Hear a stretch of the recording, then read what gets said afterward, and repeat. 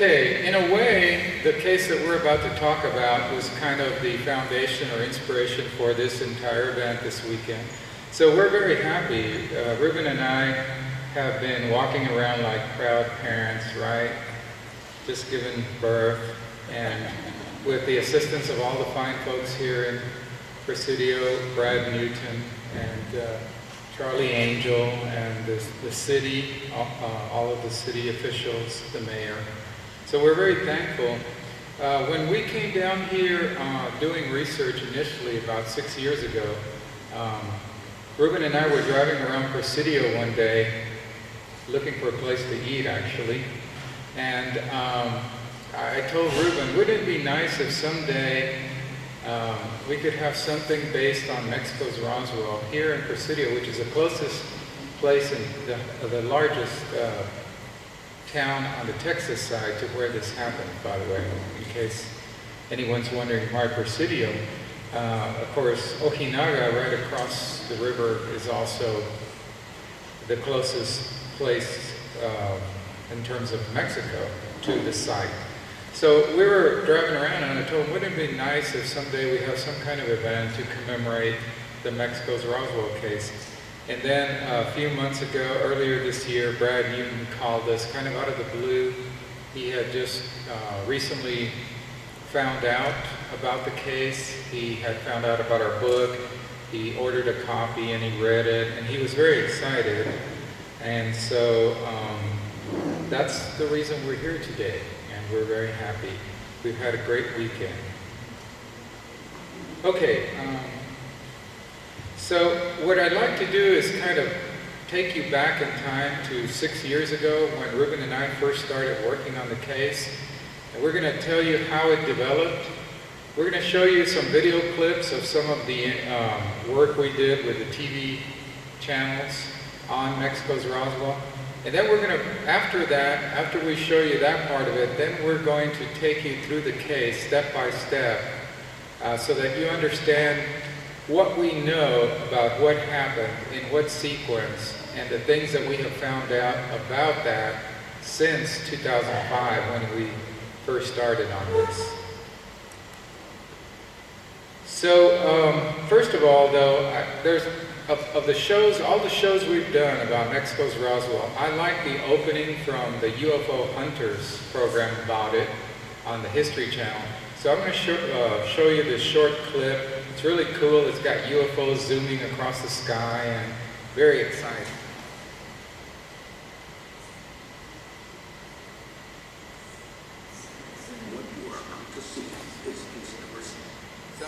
Somebody unplugged my audio. Give me just a second here.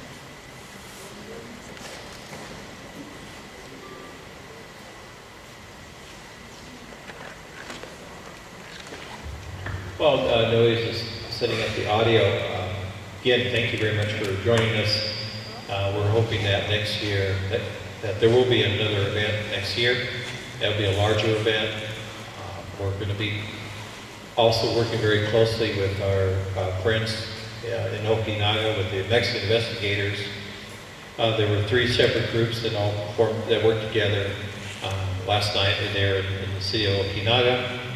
And so hopefully that we'll be able to share some more information, possibly have some of their speakers come here too, and provide some translation. But just to go back, what Noe was saying, you know, I always share with Noe that, you know, I believe there's things happen due to synchronicity. I mean, that things happen for a reason. And it took a series of steps to get to where we're at today.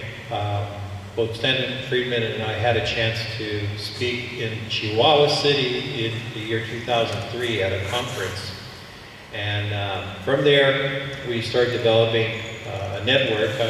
I was very fortunate to meet some of the investigators there. And then we went back in 2007 initially, went to the zone of silence and made more connections, and all this helped us to tie into where we're at today with further investigations on Roswell. So I'll turn it over to Noe.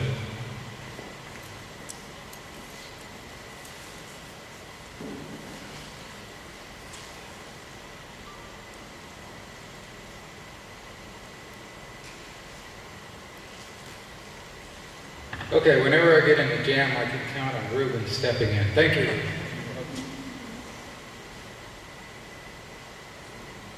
What you are about to see is case number 74012, UFO crash and retrieval.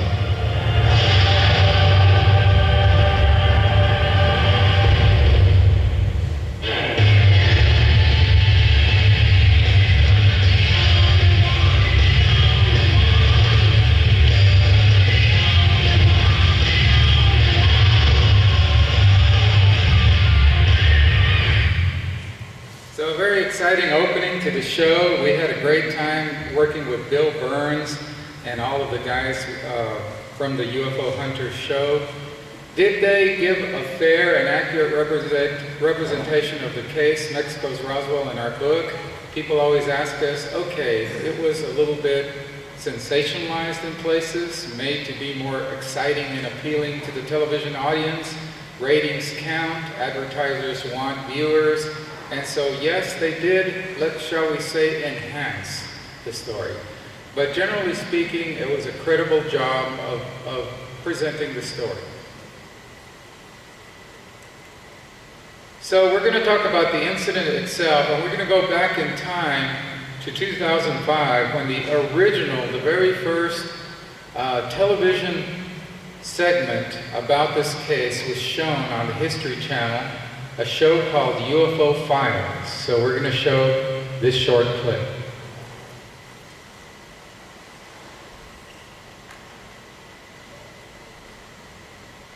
August 25th, 1974. Cuyama, Mexico is home to its own mysterious, some say lethal UFO incident. It is not found on many maps and is home to more agave plants than people. But several of those who do live here claim the following event is real. It's a quiet summer's night in Cuyama. The town's inhabitants are beginning to turn in for the night. 500 miles away, United States air defense systems suddenly register an unknown object flying over the Gulf of Mexico, streaking across the sky at over 2,500 miles per hour at an altitude of 75,000 feet. Only one thing is for certain. This is not something man-made. Initial indications are that it's probably nothing more than a meteor. But 60 seconds later, it becomes clear that's impossible. This object was traveling and descending through steps, unlike that of a meteor, again, with more of an arc. The object appears headed on a course towards Corpus Christi, Texas. American air defense systems are alerted.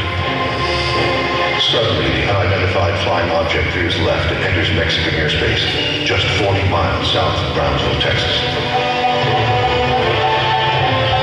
The U.S. continues tracking the puzzling spacecraft as it now races over Mexico. Yet what isn't seen on radar is a small craft headed on a trajectory towards the UFO. What's also interesting about this case is about the same time as this UFO was zigging and zagging, there was a plane that was leaving El Paso headed towards Mexico City. The small civilian plane from El Paso heads towards Mexico's capital city, but never reaches its destination.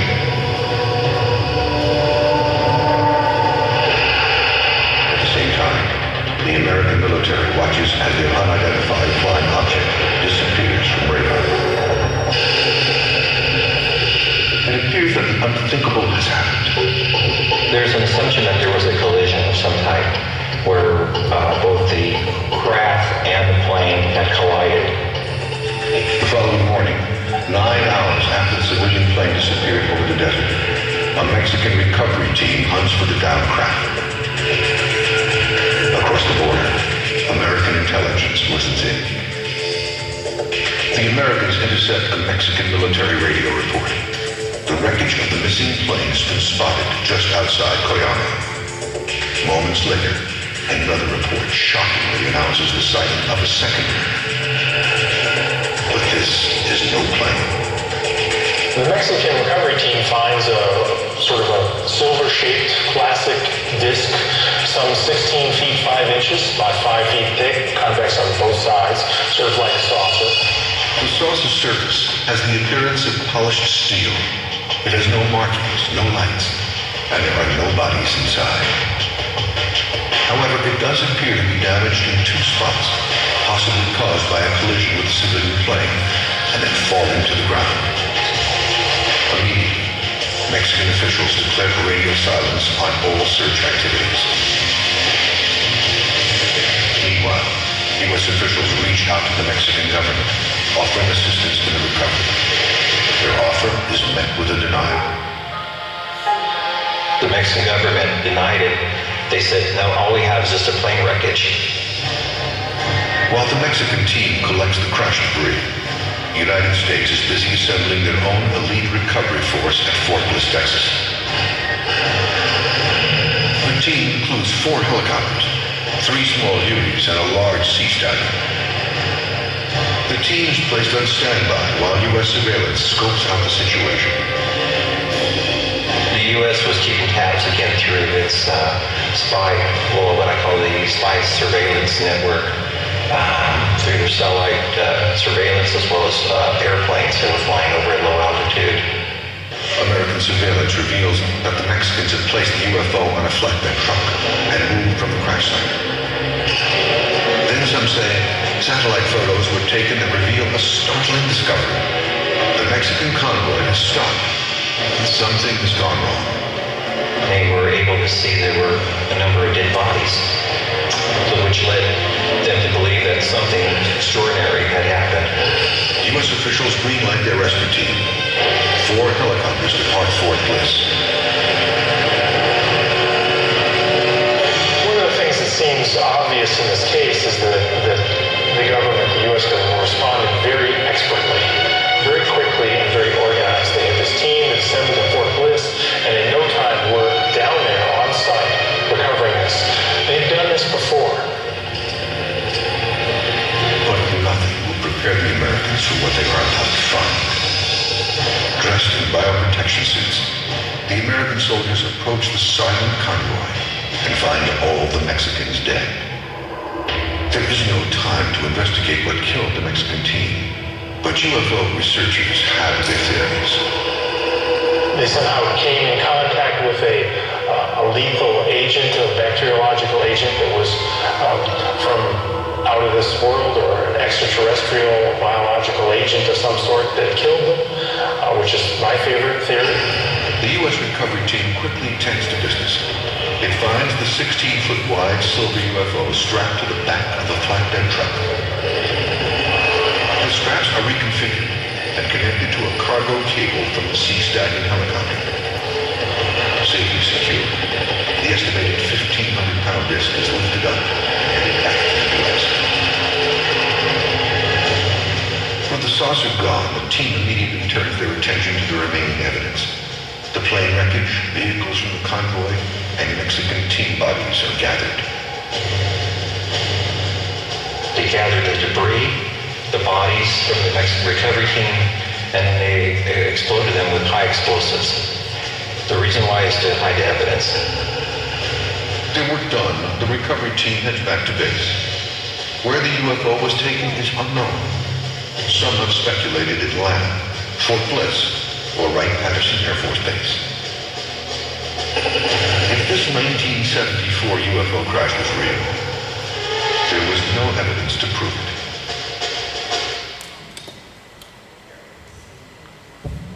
Okay, we ran that clip because that is the best summary of all the shows that we've done, both for TV and radio. That is really, puts the whole case in the proper perspective. They didn't enhance any part of it unnecessarily, and Ruben did a great job with those interviews. Those were the days when he had a beard.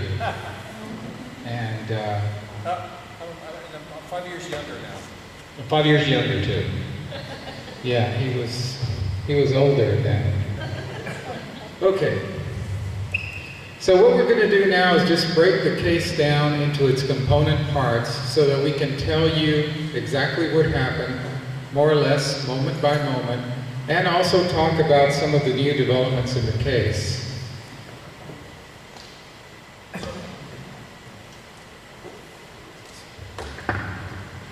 Okay, so one of the first things that Ruben and I did was we put all of the events surrounding this case on a timeline. So I taped a bunch of papers together and made a really long piece of paper. So in other words, it was 8.5 by maybe 36 instead of 8.5 by 11. So, or actually that would be 11 by 36. Well, anyway, it was long. So when we put everything to the timeline, and then we looked at the distances involved, we plotted the distances involved for the various events in this case on a map. And one of the things that struck me right away, Ruben, of course, was based in California, where he has lived his entire life. But I was born and raised in Texas, South Texas, but I had been out to the Big Bend area many times. It was a favorite vacation spot for my family. And we came out to Big Bend National Park, Alpine, Val Maria, Marfa, down to Presidio many, many times when I was growing up.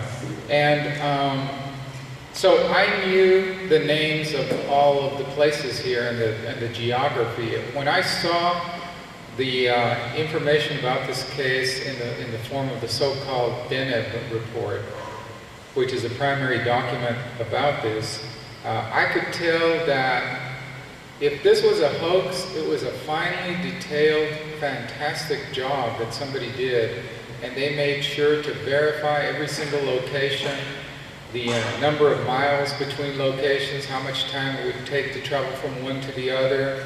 In fact, it mentions some places that nobody but someone familiar with West Texas would know about, such as Candelaria, for example. Candelaria doesn't even appear on some maps of the state of Texas. So we thought that it was, it was certainly credible. It sounded credible in terms of all the details matching reality. So at 10:07 on August 25th, 1974, that's when reportedly military radar along the Texas Gulf Coast picked up an incoming object from the Gulf of Mexico that suddenly appeared out of the Earth's atmosphere. The immediate concern was that it was an ICBM, Intercontinental Ballistic Missile, and that it was inbound to one of the state's most important seaports, Corpus Christi. And so there was reportedly an alarm raised, and this strange object, which was traveling at over 2,500 miles per hour at an altitude of over 75,000 feet, first appeared on a heading that seemed to take it just south of Corpus Christi to the approximate area of the King Ranch down near Kingsville. So reportedly the military radar operators were watching this blip on their radar screens headed toward the coast of Texas, and as I mentioned, going pretty fast and flying pretty high. Well, something unusual happened next is that the speed started dropping. It did a 90-degree angle turn and it headed south, more toward the tip of Texas, but still off in the Gulf of Mexico. And it seemed at one point to be headed toward Brownsville, Texas, at the very tip of Texas. That's my stomping grounds. I live in the McAllen, Texas area. But, then it did this remarkable, another 90-degree angle turn without slowing down, about 40 miles south of Brownsville, coming in the northern part of this area, of the northern part of Mexico, and then zoomed on in to Mexico.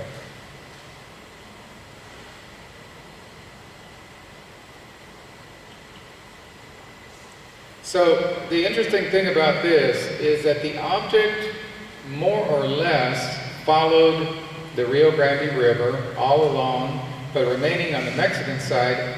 And one of the things that Ruben and I noticed when we were doing the original research for the book is that if the trajectory, the information that we received was correct, The object seemed to have been careful about avoiding major population centers in northern Mexico. For example, it went, well, it went more or less over Reynosa, but that isn't really a huge population center.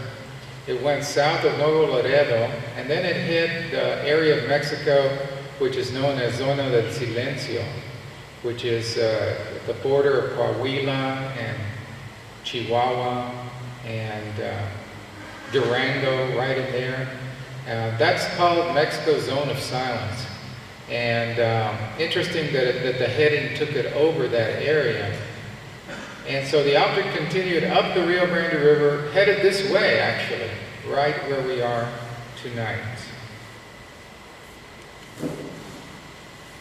So at the same time that this object was zigging and zagging, making 90-degree angle turns, going 2,500 miles per hour, descending in gradual steps that indicated that it was obviously not a falling meteor or anything like that. But while that was happening, we had a small plane, perhaps like a Cessna, Moody Acclaim, or Beechcraft Bonanza. We had a small plane that was registered in Mexico City, as a matter of fact, and it was headed on a flight from El Paso Airport down to Mexico City.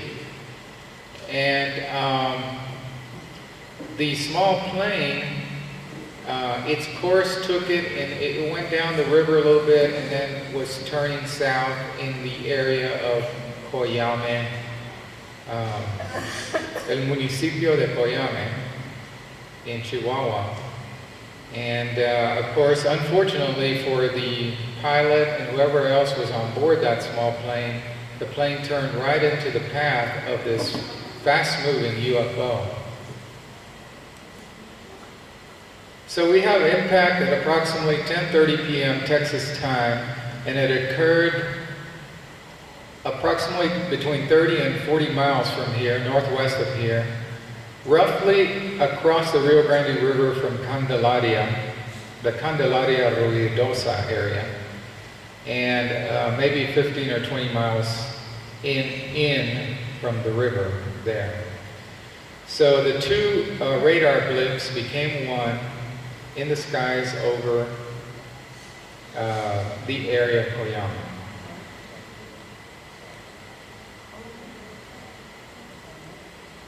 So now, what happened next was that both the small plane, which was shattered in the collision, one of the reports indicated that there was very little left of the plane, just small pieces. And the UFO, on the other hand, remained virtually intact after the collision.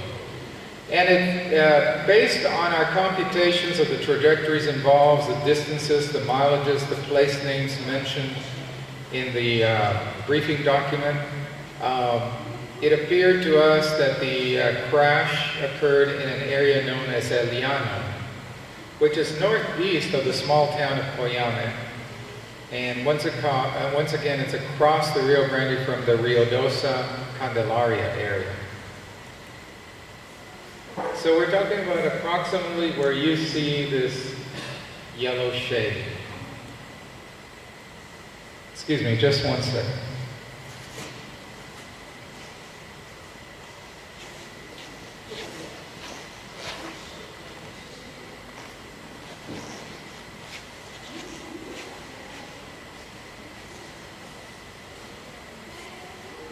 Okay, I just needed to check our video streaming for a second. And by the way, we want to say hello to everybody watching us on the internet. Jerry Pippin's Adventures in Internet Broadcasting and his UFO show, Inception Radio Network. We really appreciate them streaming what's gone on this weekend all over the world. Thousands of people are watching us all over. Okay, so we've got here the approximate area. Here's Candelaria.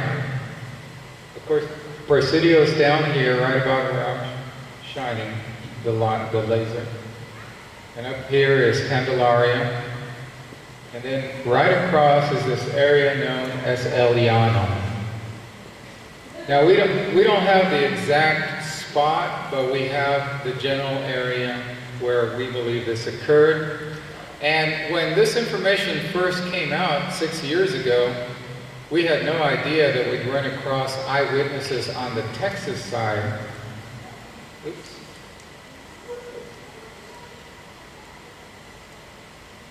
Okay. We had the eyewitnesses in Rio Dosa, and we had some eyewitnesses in Candelaria that have come forward. And we'll talk more about that in a little bit. We had encountered some folks, and we'll be talking about, who saw the, if I can get my button straight, who saw the incident from the Mexican side, but not from the U.S. side until recently. Okay, this is a nice Google map of the area we're talking about. And I want you to notice, here's Candelaria, Texas. And this right here, based on the information we've received from Mrs. Johnny Chambers, who spoke to us earlier this afternoon, and Mr. John Chambers, her son, who, by the way, were driving in their vehicle right about here, coming down from Chinate Hot Springs, coming down the side of the mountain. They observed straight across the river this flaming fireball right in here. And here's Candelaria.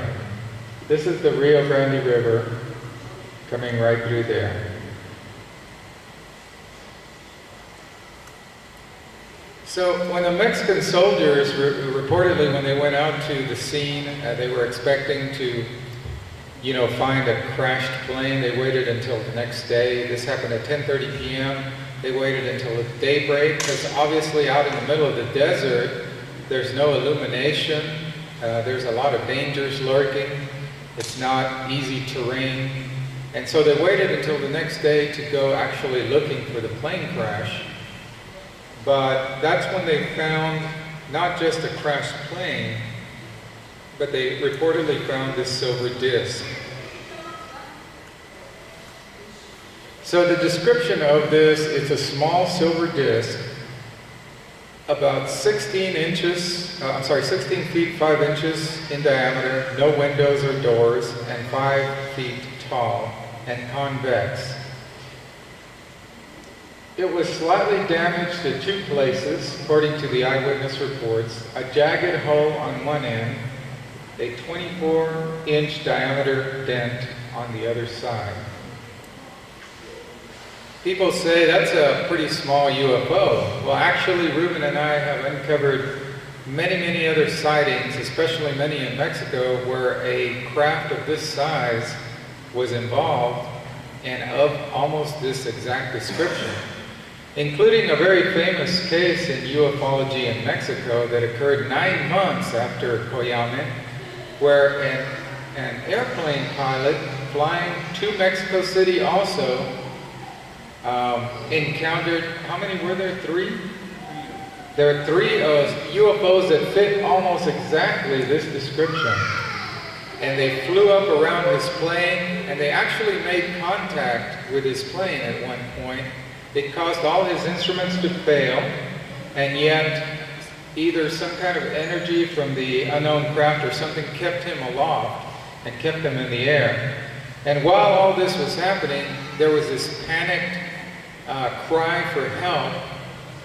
He was talking into the radio that he was surrounded by UFOs, that asking the control tower in Mexico City, what he should do, that he had lost control of his instruments.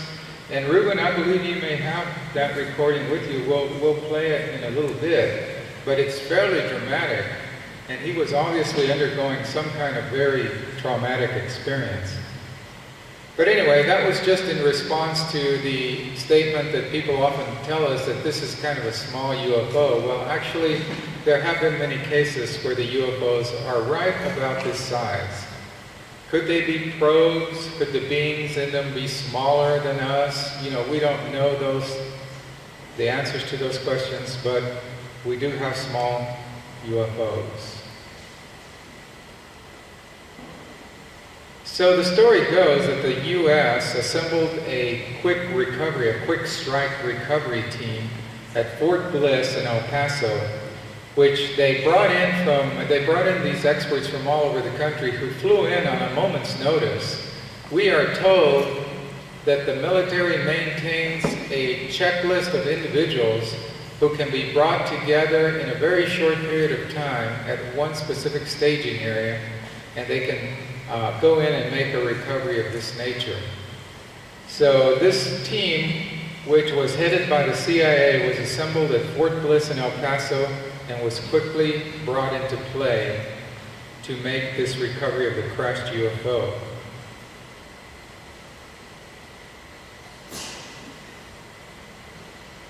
Now, this is very interesting. This information has come to our attention just a couple of weeks ago. Ruben actually emailed me and told me that he was, we did an article for Wikipedia many years ago, and since then other people have gone in and added to it and modified it, subtracted from it. And we checked a couple of weeks ago, and suddenly somebody had added this information that you see on the screen. At the U.S. military radar air base, which we assume is a reference to some installation at Fort Bliss, 4 Huey helicopters were readied up, as well as a 15-man recovery team to head to Coyame, Mexico. The American group included Captain Lawrence Murley, Lieutenant Randall Bishop, Lieutenant Eduardo Ramirez, Lieutenant Benjamin Rhodes, Sergeant Terrence Miles, and Lieutenant Jerome Smith. And then there's this interesting phrase here: all retired U.S. Armed Forces personnel. So we're unclear if that means they were retired at the time of this incident or whether they are now retired.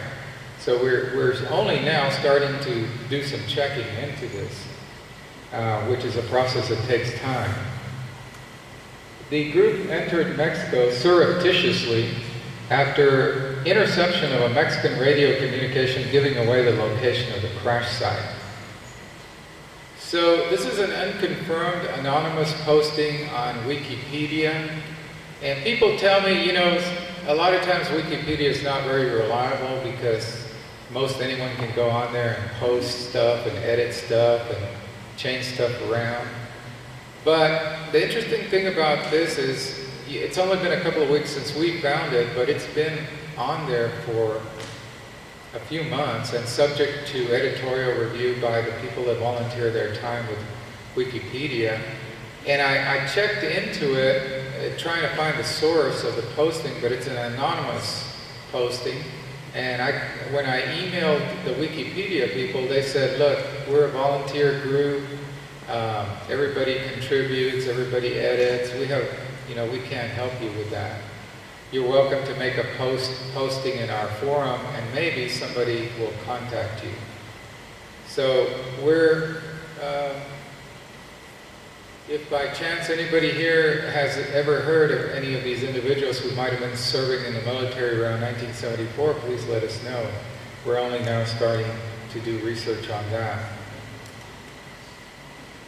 So in the meantime, back in the desert, the Mexican soldiers had placed the UFO in a flatbed truck along with the airplane wreckage, what little was left of it, and they were headed back to base. We think the Army base in Ojinaga would have been the most logical place for them to have been dispatched out of and to return to, although we don't know that for certain. They could have been headed to Chihuahua, which had several military bases in 1974. But it seems logical that the orders for them to deploy would have been delivered to Ojinaga. So they were headed back to base when something extraordinary happened. All the Mexican soldiers, approximately 24, succumbed to an unknown toxic substance to which they had been exposed. So that convoy of trucks and jeeps been dispatched out of the Mexican military base, came to a stop in the desert, when the U.S. sent overflying aircraft to reconnoiter, they saw that some of the Mexican soldiers were lying halfway out of their vehicles. A couple were lying in the desert, and they had all died about 1 hour after coming into contact with the UFO, essentially. Well, we've spoken to a number of individuals, and one in particular who claims to have been a part of many missions to investigate UFOs with the military, and who claims to have been at crash sites of UFOs. And he has told us that you have to be highly prepared before you enter a zone involving the crash of one of these objects. There is highly toxic materials at the scene. There are highly toxic materials, and there are, in addition to hazards that are biological, chemical, radiological, and unknown energy fields that can cause havoc upon the human body, there's also the complicating factor of some of the dials and controls in these objects have been known to essentially zap human beings out of existence. So he told a story of a team that went in and 2 soldiers had stepped into the UFO to take pictures and stuff. And one of the soldiers turned to tell his companion something. The companion had leaned on a dial on one of the control panels apparently, and vanished right before the eyes of his fellow soldier. So essentially, from what we gather from other UFO researchers and witnesses, it's not a safe place to be at one of these UFO landing or crash sites. Someone whose experience bears this out is Travis Walton. We had the privilege to talk to Travis Walton recently when he spoke in Laredo at a UFO conference that we organized. And he told us afterward, we were having barbecue at a very nice restaurant in Laredo, and he said that this beam of light came out of that spaceship, that huge spaceship, and it struck him and hurled him about 40 feet. And then he struck his head on a large boulder, and the 5 or 6 other loggers who were with Travis and witnessed him being catapulted across the air, they thought he had been killed. They thought he was surely dead. So there are energy sources that we don't know of. There are dangers that we not have any idea about around these objects.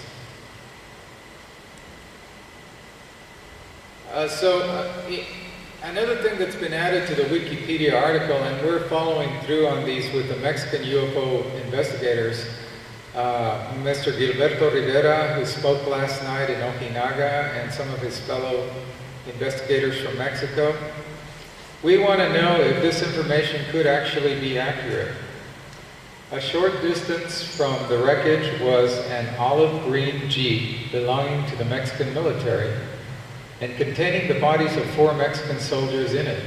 The soldiers were Captain Rogelio Arguelles Gonzalez, and then it's got some kind of serial number, Sergeant Teofilo Margarito Puebla, another serial number, Corporal Jose Trinidad Meraz, serial number, and Corporal Ricardo Velázquez. So it says their bodies displayed signs of death by asphyxiation. By the way, asphyxiants are commonly observed at UFO close encounter cases. For example, yesterday Ruben and I talked about aliens in the forest. The beings that Mr. Shrum saw while he was up in the tree released an asphyxiant gas, basically, that floated up into the tree and knocked him out for short periods of time. So if they had sustained a constant flow of this asphyxiant, Mr. Shrum would have died because there would have been not enough oxygen for him to exist. So, according to this new posting on Wikipedia from an anonymous source, the Mexican soldiers displayed signs of death by asphyxiation. They were also in possession of their firearms, but showed no evidence of attempting to use them. Now, this is very interesting to Ruben and me because we have spent 6 years doing research on this case and we had never heard these details. We don't know if this is a hoaxer. We don't know if these names are just made up. We don't know where this information came from. Now, some of the UFO researchers believe that this information originated with a UFO researcher from Mexico City, and we're trying to trace that back. It's interesting because, I'm sorry, Ruben, you have a comment? Go ahead, anytime. Go finish your comment. No, that was it. Oh, okay. Actually, another interesting note is in the Spanish names, Rogelio Arguelles Gonzalez. Many times we use both the paternal and maternal last names. So, like my name is Ruben Uriarte. My mother's name was Cuadras. I would be using it as Ruben Uriarte Cuadras. And so, what's interesting is that they use the maternal and paternal, with the exception of Mr. Ricardo Velázquez. And something, no, I forgot to tell you because last night. They didn't do that here in America. Yeah, they didn't do that right. But that's common in Mexico and Latin America, where you add maternal and paternal last names. So here's another clue. Last night, Noe, we had a military captain of the Ejército Mexicano that was present there as guest at the Ojinaga conference. And we're going to definitely talk to him to help. Hopefully he might be able to assist us in tracking down these names here. And possibly if there's any connection with the serial numbers, if that's something common in military. What would be really interesting is if we could determine if these individuals were ever posted to the military base in Ojinaga. That would be extremely interesting. Or Chihuahua.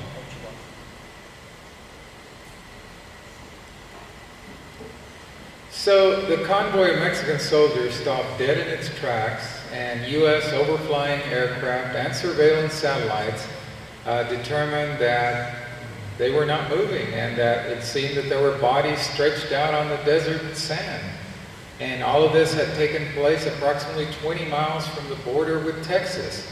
So Ruben and I feel that there was a panic mode that was entered at this point.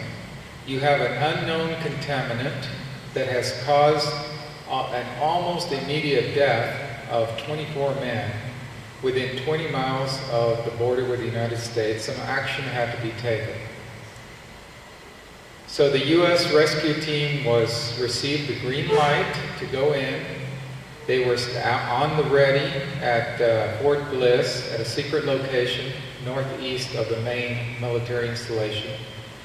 And they were green lighted, and they flew from El Paso, being careful to stay on the U.S. side of the border, following the Rio Grande River all the way south from El Paso until they got close to Candelaria, and then they went in across the river and went over to the short distance to the crash location.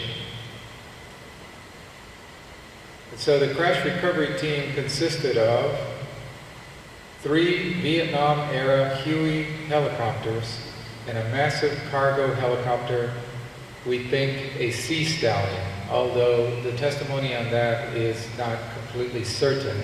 It was a large cargo helicopter. It may or may not have been a Sea Stallion. Zooming in on Google Earth now, I want to point out some of the features here.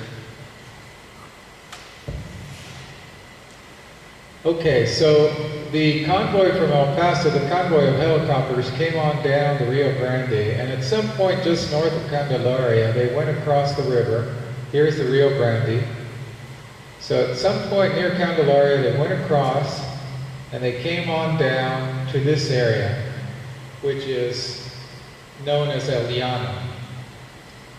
This is the area where the chamber saw that gigantic fireball that they talked to us about earlier this afternoon. And this is where the chambers were standing. Now, all of this, you know, these are like pieces of a jigsaw puzzle, and we cannot say with certainty that all of these observations and events are related. But as more and more people give us more information, it seems that the pieces of the jigsaw are starting to fit more closely together.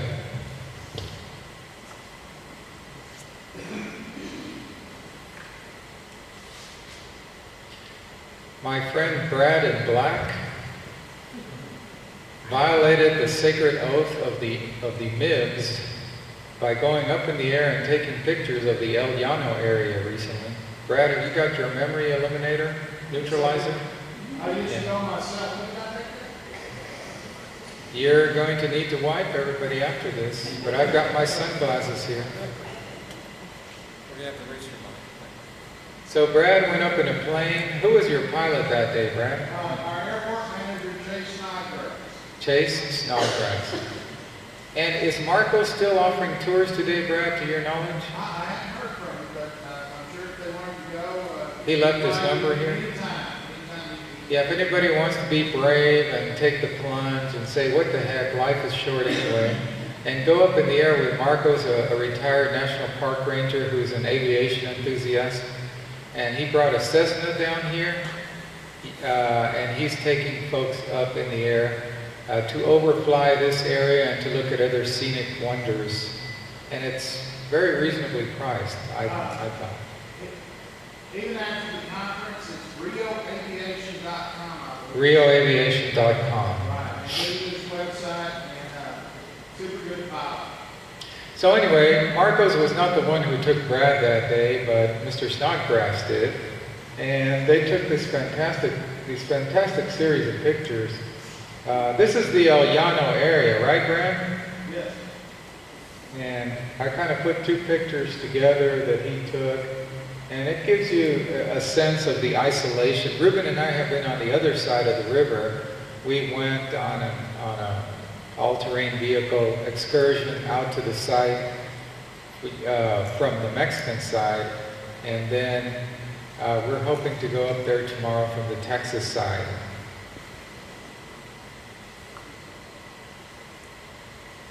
And this is another beautiful picture, set of pictures by Brad.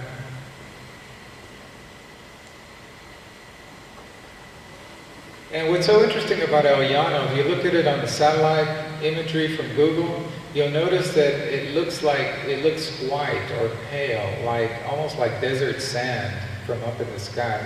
That's a unique feature, a unique characteristic of the area. It's also an area that is extremely rich in minerals and mineral rocks and things, right, Ruben? There's been all kinds of uranium finds. Uranium, also what's really interesting about this area too, further beyond Koyame. In fact, Brad and I were talking about this last night when we went to Ojinaga, was that not too far away from that area is an area known as the Niaka Mines. And some of you may have seen this on the National Geographic channel of these giant crystals, the giant crystal caves. And this area is not that far away from it as well. So whether or not it's connected with why, the whole question of energy being emitted from these giant crystals, magnetic anomalies, this area here is something really quite interesting that we need to take a look at. Thank you, Noe. Okay, so arriving at the scene by about 5 p.m. in the afternoon, this is the day after the crash, wearing biohazard gear. And I wanted to demonstrate, we're going to turn on part of the lights here, and we want to show you some of the biohazard gear here. We're just going to take a minute to demonstrate this. Ruben, will you ask Gregory up in the front to come and demonstrate the gear? And let's turn on the rightmost light panel there. Yeah, that's good. And we'll get a quick demonstration of the gear, such as the soldiers would have used that day in August 1974.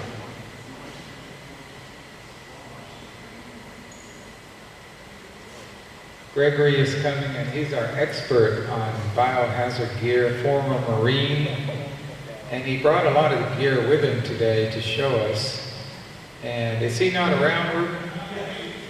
He's coming. Okay, I'll get the microphone warmed up for him.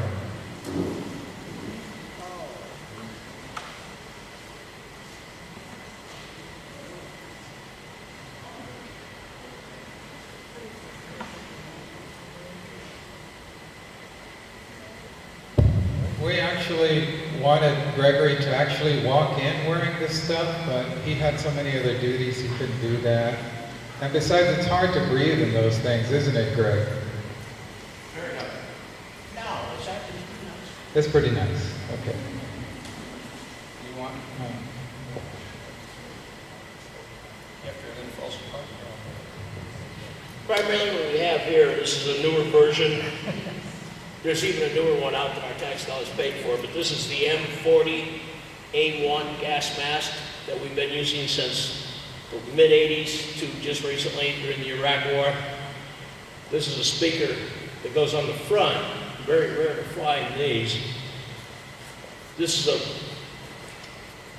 can't remember the material, I'm going to say butyl type of a hood, along with the gas mask and of course your filter. And this port right here is for an exhaust port for your breath, as well as a tube you can hook up either into a Camelback or a canteen for drinking without having to take off the mask and expose yourself.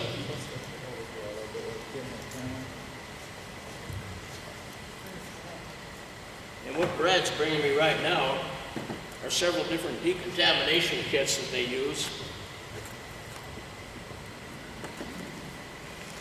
These pouches, and of course, like anything else in the military, comes with an instruction manual, so that the slowest and easiest knowledgeable man can figure out how to use it quickly. The pouches you take off, there's a glove inside. These are, if you get into a situation, you want to decontaminate your suit before you take it off. So you rip open a pouch, pop out the glove, and you just rub it all over yourself until that sets up and you're decontaminated. And I just want to mention also that in the story of Mexico's Roswell, in the documents that we found, they talk about how the soldiers went back to Fort Bliss after they handed off the UFO to a waiting cargo truck. They all went back to Fort Bliss to undergo decontamination, both of themselves and of the helicopters that were used in the operation. So it went into that much detail. Actually, what he said was when our military left that crash site and went back to the fort, that whole time that they were not decontaminated was spreading contamination along the way. You got to do it right on the spot, right where you're at. They might have done some preliminary stuff. True. Now, also here we've got, this is potassium iodate. There's also what's called potassium iodide. It's one of those battles. I take iodate, I take iodide. You have to read up and do your research on it, because one has something to do with people that have weak thyroid. What these pills do in the event of a nuclear explosion or any kind of a radioactivity situation, if you have these available, you eat one, and what it does is it protects your thyroid from being affected by the radiation. Then again, you got to know if your chemistry, your metabolism is going to dictate which type iodate or iodide that you're going to take. But these will help you in effect of any kind of nuclear fallout or radiation in that situation. However, you don't want to take one and then just stand there thinking you beat the beast. You take one as you're running away from the radiation area. So in other words, it's not a cure-all for being contaminated. And the other interesting part of this is that,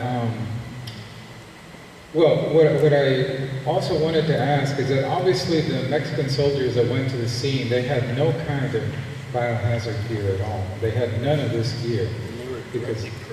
So they were just saturated by the, whatever it was that was out there. So what kind of protection does this give us against what kind of dangers? This situation here, especially with with the suit is charcoal lined.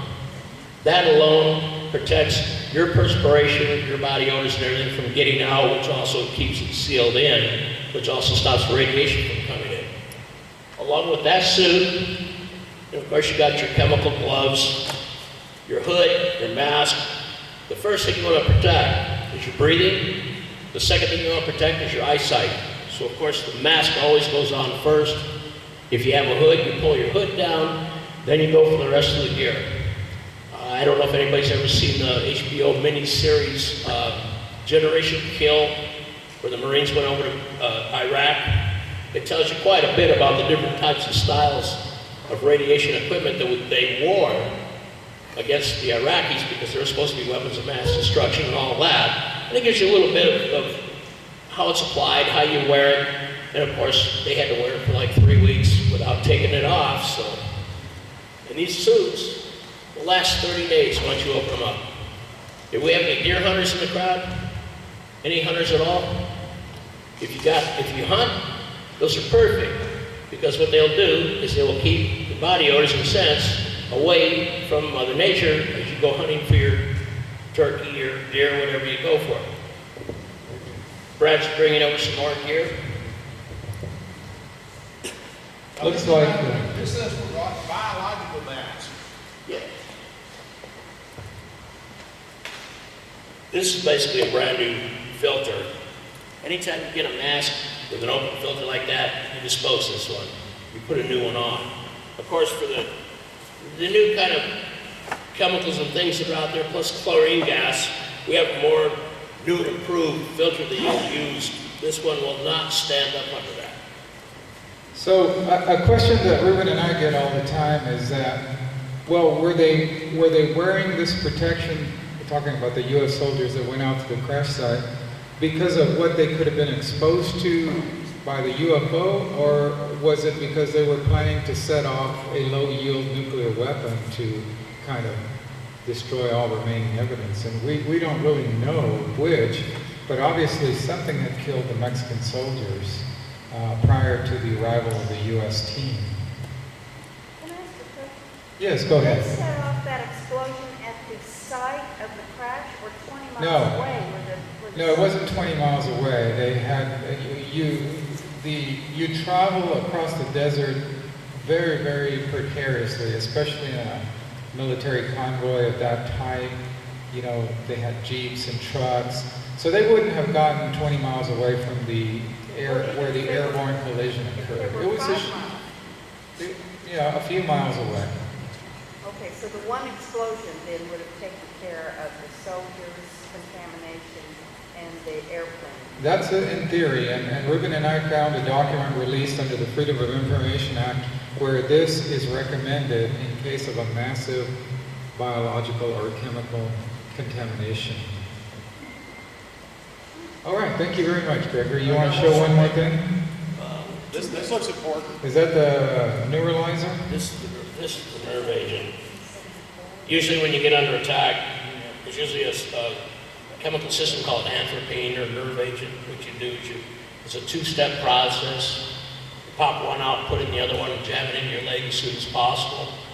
That keeps you from going into any kind of respiratory problems. Also, I was going to show you real quick, nowadays, this is how we hook up the Camelback water packs that you see the military using, along with the gas mask, so they don't have to take it off and expose themselves to get water. Very good. We really appreciate that, Gregory. Gregory has a local business called FOB Harmony. How do you pronounce your last name? Romeo. Romeo. Oh, Romeo. It's Portuguese for Romeo, like Romeo and Juliet. Okay, so Romeo. Gregory Romeo. We appreciate that very much, Greg. I tried to figure this thing out. I'd be dead by the time I figured this name out. So, folks, Take your wife with He's a city official. You I should don't want to take know. the Pepsi challenge, okay? Okay, so we're going to move along with our story here.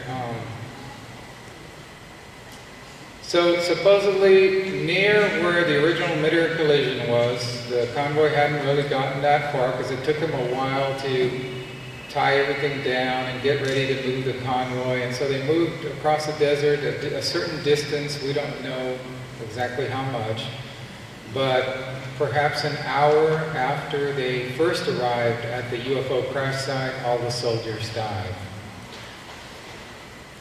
So we heard earlier this afternoon, how many of you all who are here now heard Mrs. Chambers speak this afternoon? Okay.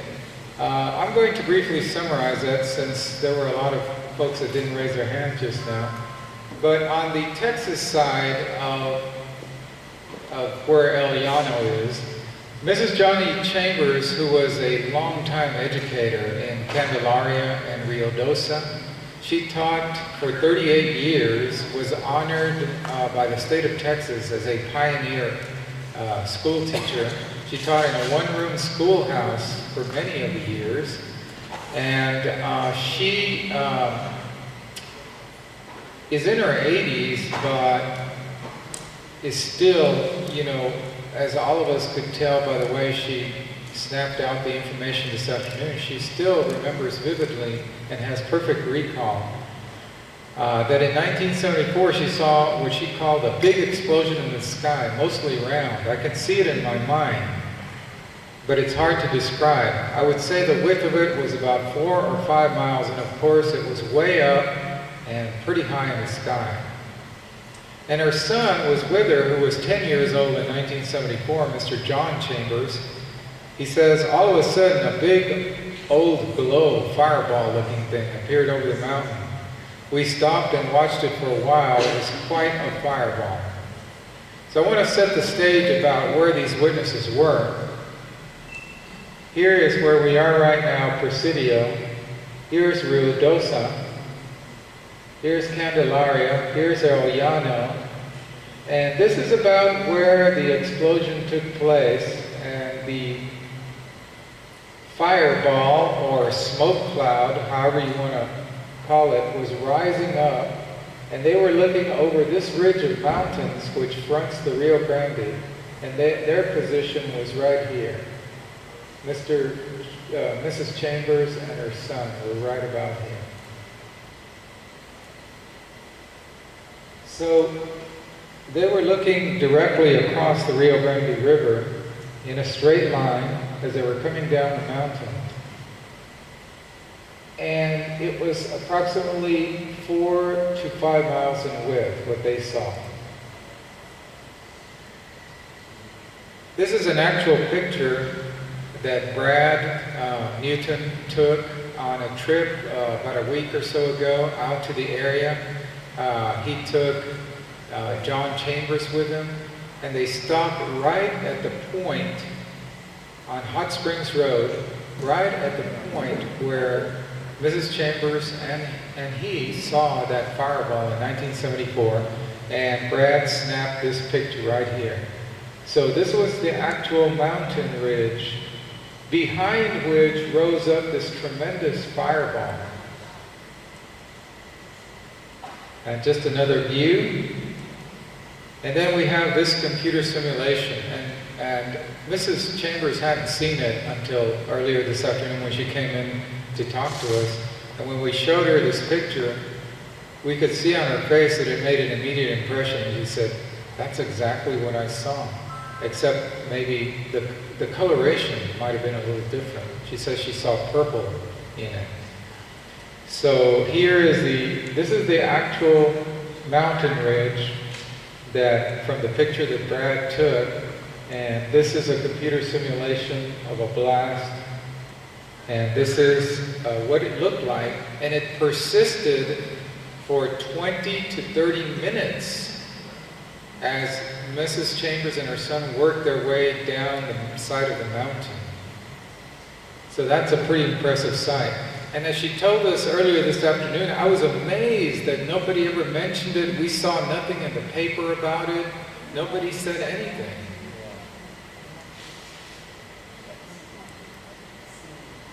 We watched it all the way down the mountain. I would imagine at least 5 or maybe 10 minutes more.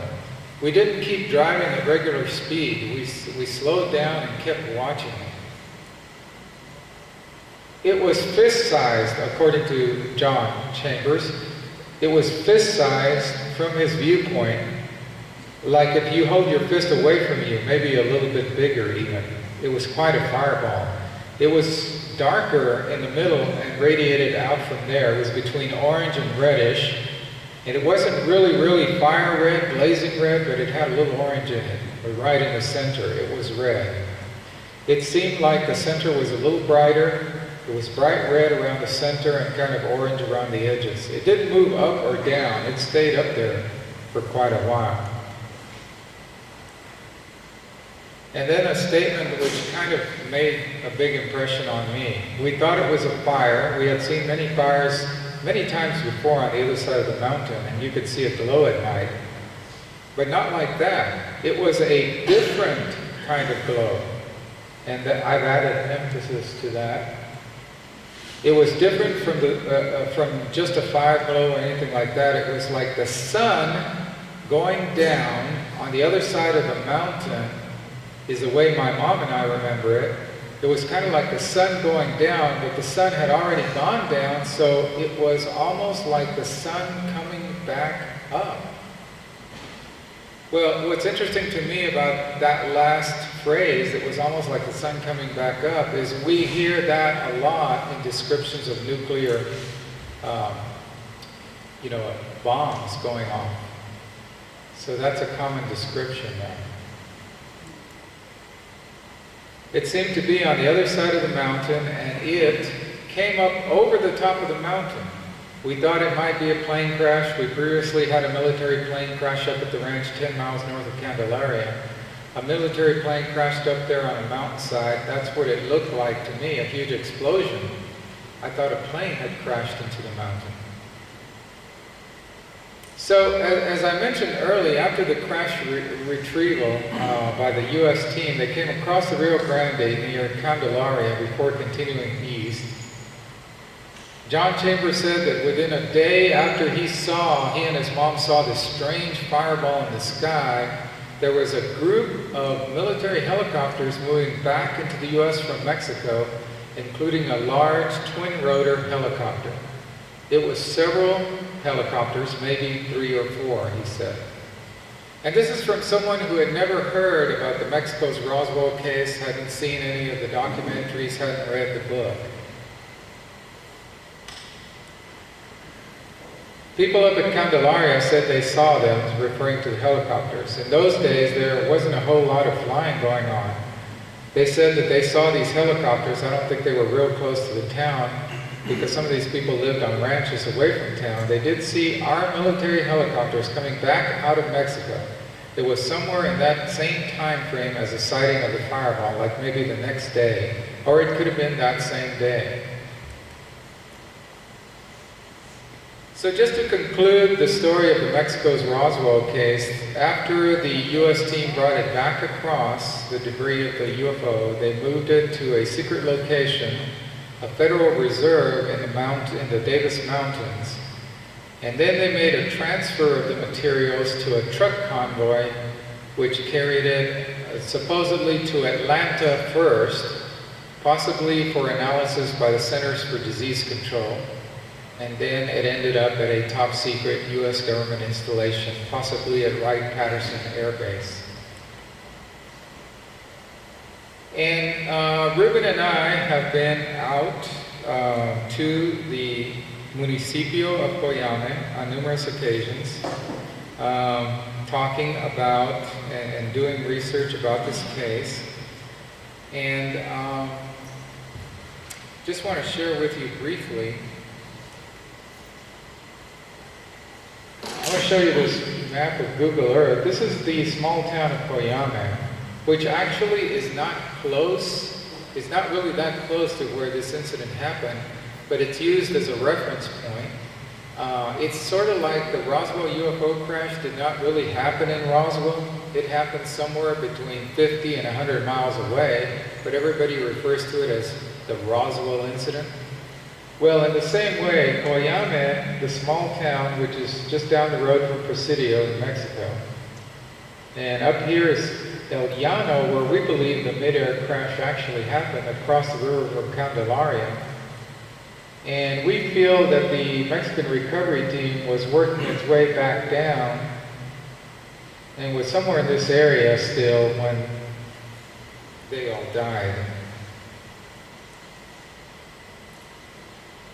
So the village of Coyame, you know, one of the first reactions when this story broke some years ago was people like Jaime Maussan and some of the other UFO investigators in Mexico. They sent 2 or 3 reporters down to the small town of Coyame, and they interviewed a few of the longtime residents who were sitting around a park bench in the town square, and they said, "Did you ever see anything in 1974, a UFO falling out of the skies?" I'm like, "No, we didn't.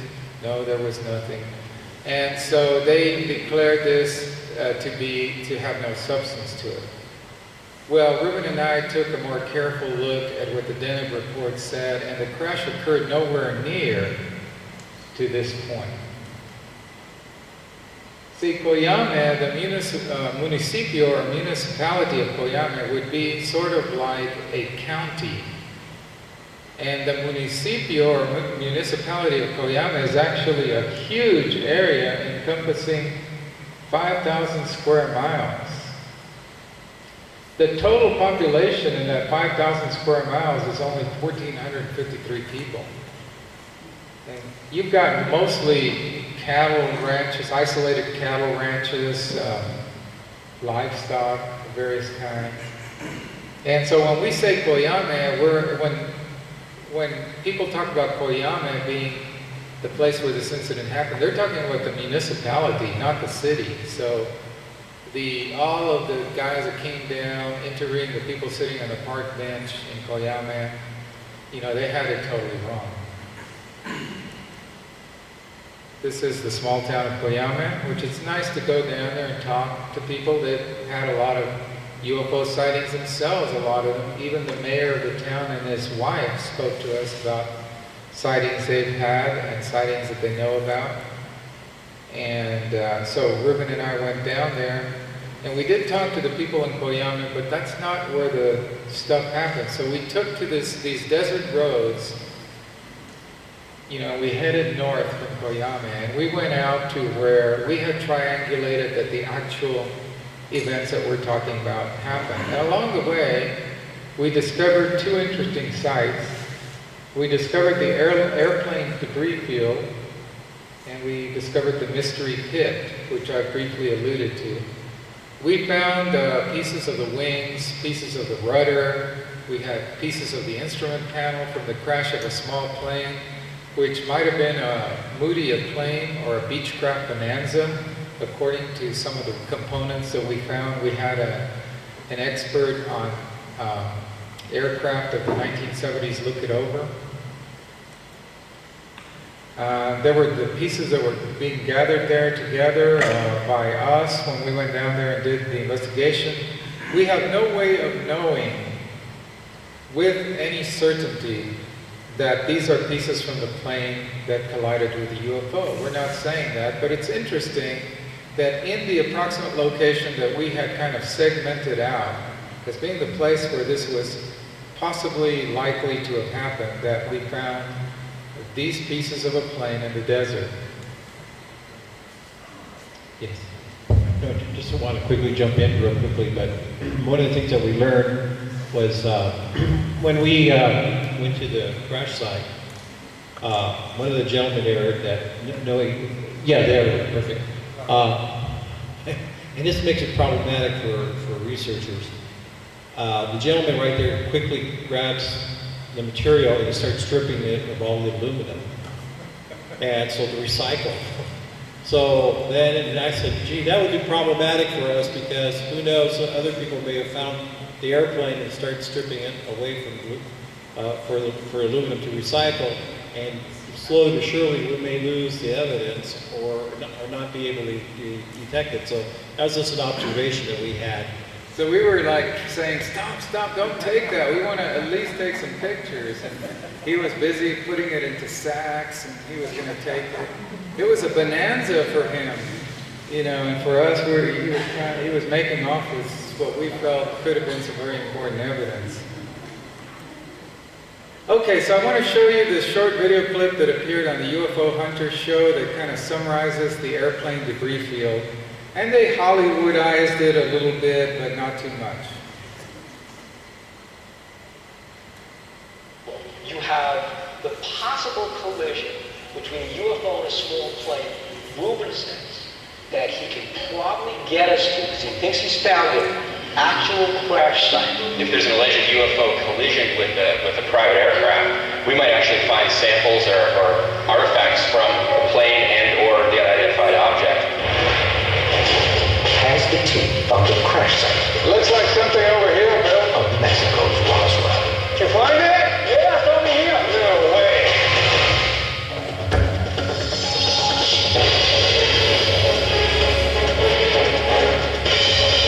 Let's get to the site. You got it. Looks like probably that point. Man, it's amazing how all of this terrain looks similar. Noe Torres co-authored the book Mexico's Roswell with Ruben Uriarte. The two men visited this site extensively while researching their book. Ruben and Noe are going down to find wreckage. The team is searching a 1 mile by 1 mile area, hoping to find evidence of a UFO collision. You guys see anything? We've got 4 issues. Where is it? Whether it's been eroded by wind over the years and rain, and whether the site's not been completely scavenged by local people looking for artifacts. Say another kilometer if up. Meaning we have to go that way. Looks like something over here. Where is it, Noe? Right over here.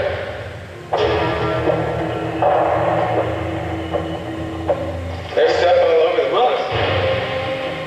You find it? It's over here. Where? There? Right here. Right here. The team has located part of the wreckage, much of which may not have been seen for over 34 years. It's the whole rudder assembly. Look at the little casing over here. Look at the glass. It's this windshield. The debris field covers approximately 10,000 square feet. The team has located wreckage at several points, including what appears to be the rudder assembly of a plane. Well, we've discovered wreckage of a plane that's strewn about out here in the desert. It could be the plane that crashed with the UFO. I can't really know that until we analyze this and find something anomalous on it, maybe some kind of radioactivity or something that would give us a clue that maybe there was some contact with the UFO. There must be things all around your path. So what do you think? I'm excited that we finally have something hard and tangible to work with. I mean, it's one thing to read about UFO crashes in a book and say, well, okay, maybe this happened. But when you finally get out here and you see that there's actually something to work with, we've actually got metal to analyze and we've got soil to sample, it's exciting.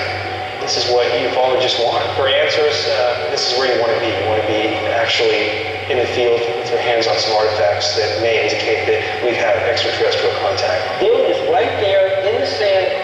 There is the wreckage. There is the proof that something happened here where he said it should be.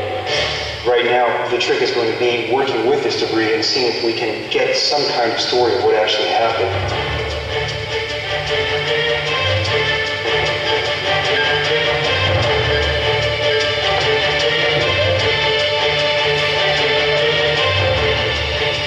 Well, this crash occurred over 3 decades ago, correct?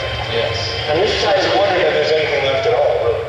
My thought is that this site was scrubbed pretty clean by the group that scrubbed it, whether it was the Mexican military 33 years ago, whether it was the U.S. military, we don't know. But the site was scrubbed pretty clean, but we found enough pieces that we can identify it. We have a really interesting piece over here, guys. Looks like part of the hydraulics from the Let's from the see. plane. This is a hydraulic reactor right here. So you've got a line coming in, right? Then you've got various pressure belts on it. We found a piece of the tail section. We found a fuel filter, various hydraulic lines, windshield. It's not a motor vehicle. It's not a motorcycle. It's a plane. The trick is going to be, what does the analysis of the wreckage tell us about what hit the plane? I mean, we know there's plane wreckage. We see windshield. We see parts of the plane. We see melted aluminum. But no UFO. But it says nothing about the UFO. In the case of Roswell, you had a lot of ranchers, you had actual military people stepping forward and describing what they saw. The problem with this case is we've got physical evidence to hold on to. but we don't have anyone to talk to. There aren't any military witnesses stepping forward. There don't seem to be any ranchers out here to tell us what they saw, and that's the problem. It could be that this actually was a UFO incident, but we basically need more solid leads to really solve this case.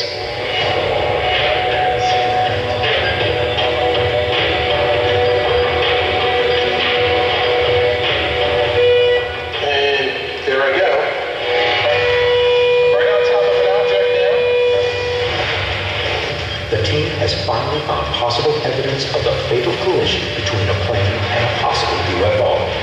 This is really a very important find. Does this twisted piece of metal contain the proof? I'm thrilled. This is a major find. Using a metal detector, Ronnie has found a piece of wreckage that looks like melted metal with no recognizable shape.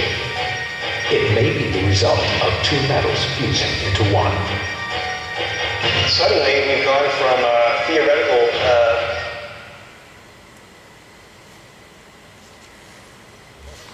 Okay, we're going to pause it right there, but basically the little piece of metal was the one they had analyzed in the lab, and it was determined to be composed mainly of materials that we know, but it had some trace elements of stuff that was totally off the charts, could not be identified as being any specific element or type of metal. The other interesting thing is I'm sure some of you noticed that when Ruben and I first went and looked at this crash site about a year prior to the UFO Hunters show, even though during the UFO Hunters show they made us pretend that we had just found this stuff and, oh, look over here, here's a piece, oh wow, this is amazing. We had actually found it a year before, and it's all commercial TV, as I mentioned. But you may have noticed that in these pictures which we took when we first went down there was a lot of aluminum in it. Well, the pictures that were shown on the UFO Hunters episode filmed a year later, it was mainly the rusty metal pieces, and there was virtually no aluminum left because, as Ruben was mentioning, all the local people went, after we discovered the crash site, they went and took all the aluminum. So the UFO hunters didn't get that. And we also found a strange pit that I'm just going to briefly cover. There's a very large round circle of blackened dirt with a hole right in the middle, a vertical shaft going straight down. You can see it from Google Earth. And it's just north of Koyama, the small town, not the municipality. And there's a vertical shaft that was obviously man-made, and it goes straight down. This is the one that one of the UFO hunter guys stuck a Geiger counter down, the probe down into that hole, and it started spiking. So he quickly removed his arm from there. So we even had an article in the National UFO magazine, July 2007, called "What's Inside This Hole?" And then we went out there with the UFO Hunters team and we looked it over. Also, we've got to kind of start wrapping this up here. We did find some witnesses on the other side of the river, as I had mentioned previously. At the Pedro Venegas Ranch, they heard a large explosion that rattled the windows of their small ranch house out there. We went out there and talked to some of the people in the area. And that basically concludes our presentation. We have time to take a few questions, but we're going to have to try to be done here in a few minutes so that you guys have time to go out and get something to eat. And then we have Stanton Friedman at 6 o'clock for our keynote presentation. Excuse me, you were going to play a tape? Does anyone have, I'm sorry, go ahead, Brad. Do I have a question? Well, he said you were going to play a tape later of some call. Oh, okay. Would you like to hear that tape? Yeah, Ruben is going to play the tape for us. There was an incident that happened 9 months after this where a plane was surrounded by 3 UFOs, and the pilot was maniacally calling the control tower and asking what he was supposed to do about the fact that these UFOs had taken over his plane. And his name was Carlos de los Santos, right, Ruben? Yes. Carlos de los Santos, and he was on his way to Mexico City in a small plane, and suddenly, out of the blue, came 3 small discs, about 16 feet in diameter again, just like the ones observed. And let's see if Ruben can look through the vast assembly of files on his computer. I've learned from Mr. Noe, organize my files there. Yes, I can did. find that. And now you can't find anything. There. Actually, just to show you the diagram here, here's the diagram. Does it show up here? Of the plane and the disc, as Noe mentioned, this happened. Our event that we researched was August 25th, and this happened around May of 1975, where Carlos de los Santos was flying, and he was completely surrounded by these discs. And I'd like to play the little sound bite. This is the actual recording of him, where he's calling the Mexico City's air traffic control tower that he has no control of this airplane, and so I'm going to go ahead and play that. And it's in Spanish, though, but so those of you who understand.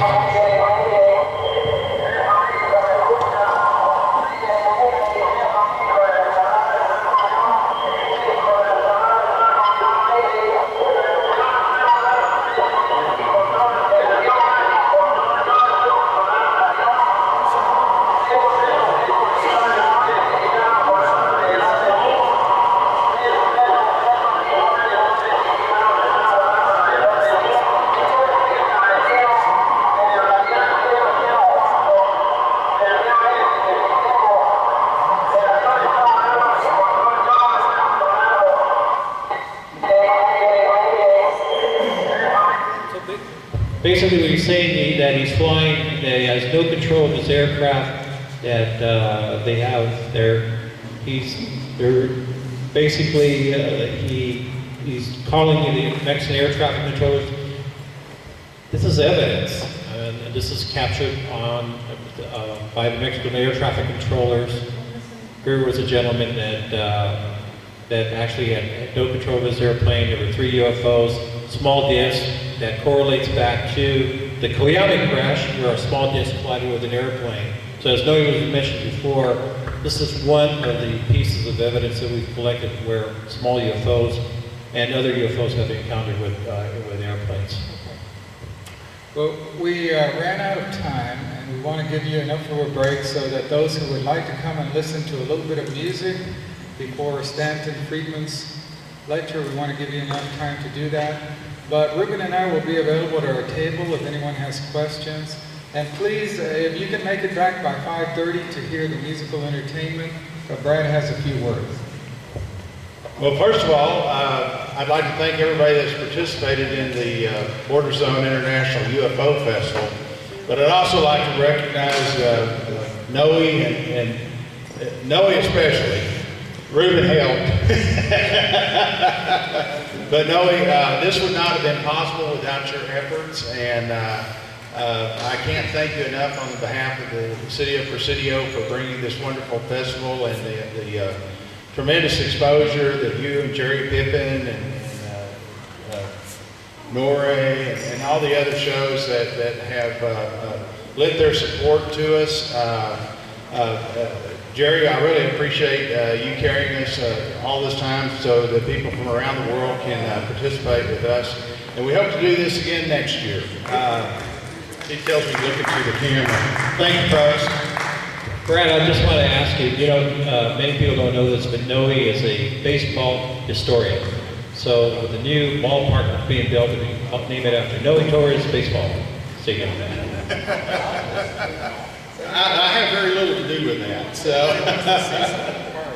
Yeah, and also there's some parts from the aircraft up here. But once again, Noe, this could not have been possible without your efforts and help. I'm looking forward to next year. So that we will have the second annual. We couldn't call it annual because we hadn't had one yet. Well, I think we just about have that under our belt. And so next October, we'll pick a date, and we'll try to stick to about the same weekend. I'd like to coincide with the meteor shower again. And of course, thanks to Charlie Angel and the Due to the Dead concert that will be going on tonight. Now that's something that I don't think that we're going to have on the internet, so you're going to have to come to Presidio, Texas to see that. But that will be the 6th annual Due to the Dead concert.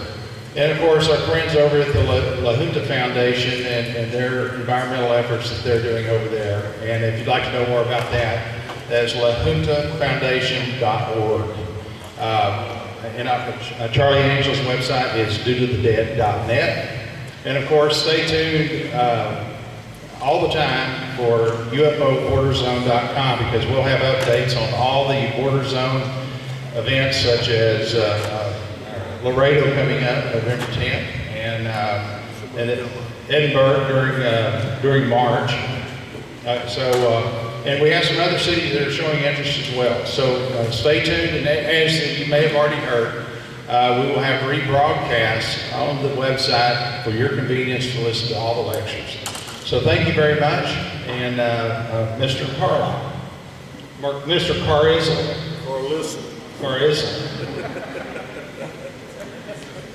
Hey, the gringos can get back at us. I think you covered everything. We'll be back here at 6 for Mr. Stanton Friedman's talk. When is the guy coming to play? That's important. Okay. Here it is right here. He's going to come in here at 5:45 to 6. Right. Play a little music, and then at 6, Stanton Friedman will do his Star Travel again. Okay? Well, there you have it, folks. Catch you a little rest and prepare for the big phenomenon. Thank you. Hey, cowboy.